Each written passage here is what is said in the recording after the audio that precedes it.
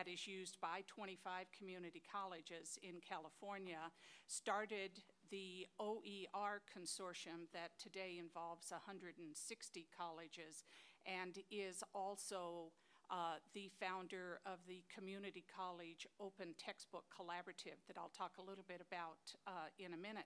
For 20 years, I was president of Rio Salado College, which is a non-traditional community college in the Maricopa Community College system. Rio Salado, I believe, has the largest online enrollment of any community college in the nation, with 40,000 of its 48,000 credit students taking its courses online. And then prior to that, I was president of West Los Angeles College and senior director of occupational and technical education for the Los Angeles Community College District that did some pioneering work back in the 1980s in bringing technology-assisted instruction into the workplace in collaboration with business, industry, government, and labor unions. So with that background, you won't be surprised that I am a firm believer that technology is one of the tickets to getting us to graduation. My friend Mark Milliron said that he framed his comments in terms of an IPO. Well, I'll frame mine in terms of 4 A's, not the 3 R's, but now the 4 A's as it relates to technology and getting to graduation. And the first one, of course, would be access. And we've had comments about the fact that about a third of the students in higher education attend part-time because they need to work, because they are not affluent students. And certainly technology has dramatically increased access for that population, both in online courses as well as in blended or hybrid learning. The typical online student at Rio Salado College is a 29-year-old female. She is working generally full-time. She's a parent, often a single parent. And she is the student who tells us that if it was not for online learning or blended, the flexibility of blended instruction, she would not be in college. But access is not enough. We also have to have the support services in place.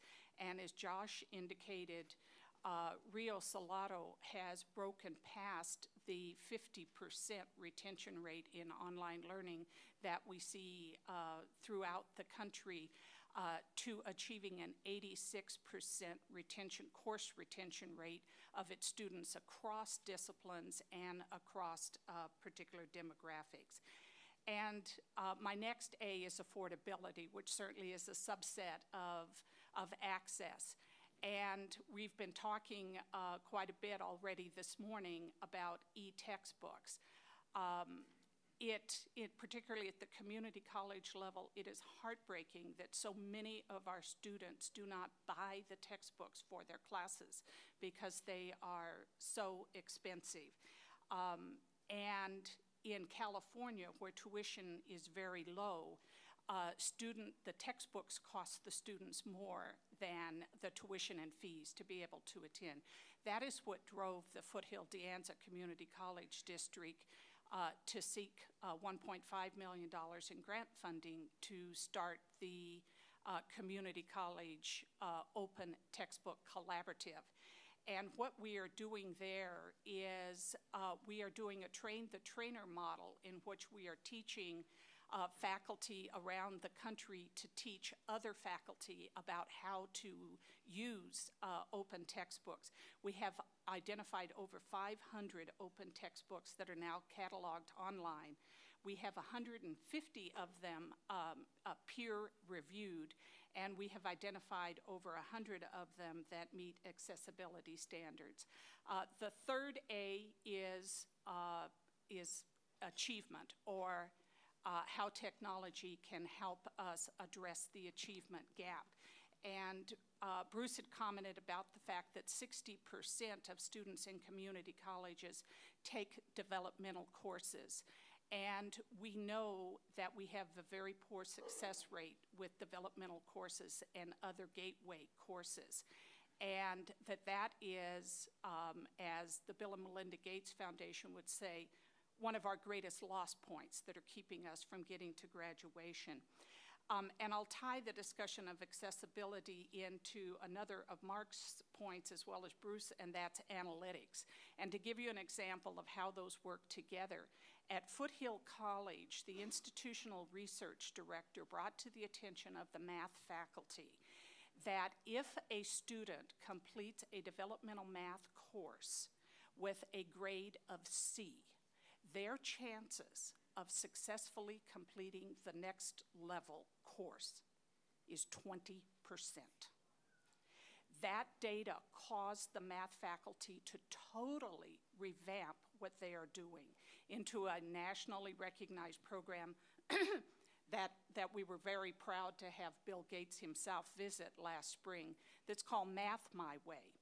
And this is a program that puts students into cohorts, constantly reassesses them every 2 weeks. It uses a team teaching approach, uses technology to support the instruction, both to assess the students, to drill the students, and students are not allowed out of the class without a B+ or better. They have to do 100% of the homework, 100% of the problems, et cetera, et cetera. Students from Math My Way's success in subsequent math courses is 89.9%. So the analytics make a difference, the technology make a difference.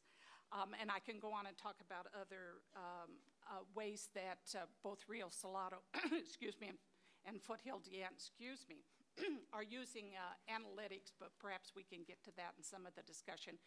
But needless to say, I'm a believer. Okay, thank you, Linda. And we will get to a lot of that because analytics is something that is very much on people's minds. We are also joined here today by Phil Rogier, who's the Executive Vice President and Dean of Arizona State Online, Arizona State University. Phil was the Dean of the Business School there, and he recognized an opportunity and a challenge in online education. And one of the things that he mentioned to me on the phone when we were preparing for this panel was that there is an interesting thing that you can do with online technology, specifically adaptive technology, which is you can stop teaching to the calendar and you can start teaching toward mastery of course elements. And Phil, I'm sure, is going to talk a lot more about that. Thank you very much, Josh.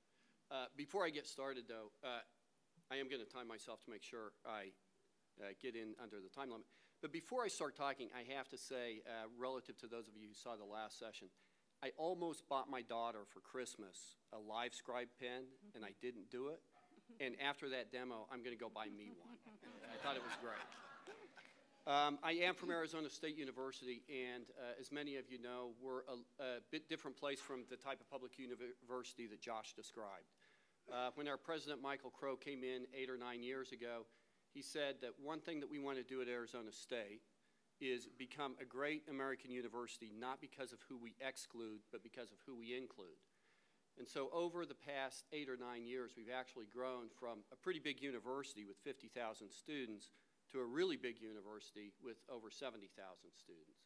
So we've grown about 40% in the last 8 or 9 years. And in that process, we have increased graduation rate, we've reduced the time to graduation, and we've increased freshman retention, all significantly. But we are not done, and we still have significant problems in many areas. And I know that it's right before lunch, and so I thought a really exciting topic to talk about, and Linda touched on it as well, would be developmental math at the university level. It's a critically important, it's actually critically important for several reasons. And as Linda already alluded to, and as other speakers have also alluded to, the thing about math is if students get math, they have the critical thinking skills that are necessary to succeed later in school. So one reason math is so important is because it's incredibly predictive. And if you